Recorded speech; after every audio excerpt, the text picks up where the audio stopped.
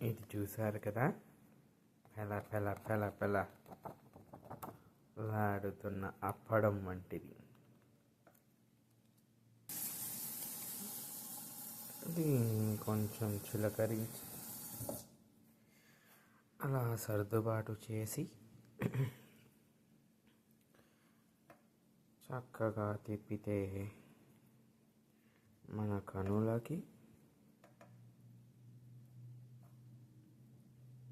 ఒక ఇల్యూషన్ లాగా మన కన్నులని మోసము చేసి ఇది చాలా ట్రాన్స్పరెంట్గా మారుతుంది.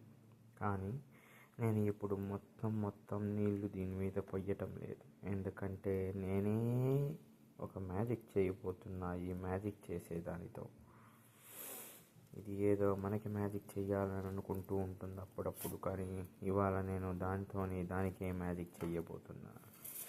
చూద్దాం ఇది ఏమిటో. ఈ కల్పవృక్షమా, నేను కనులకడే కల్పమాని.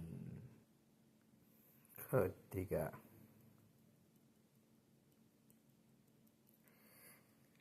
ఇలాచీ పొడి పల్చగా చల్లుకొని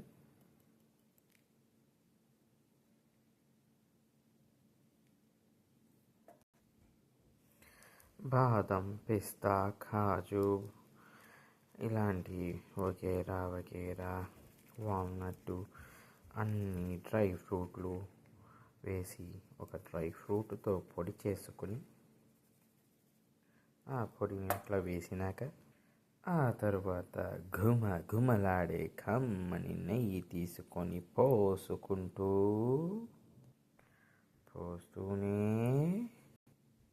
పోసుకుంటూనే ఉండండి. ఇలా హాయిగా మీకు నచ్చినంత నెయ్యి పోసుకోవచ్చు. మీకు ఎప్పుడైతే చాలు బాబు, చాలు నెయ్యి అని అనిపిస్తుందో అప్పుడు ఆపండి. ఇప్పుడు ఇందులో కమ్మనైన తేనెని కొంచెముగా తిప్పుకొని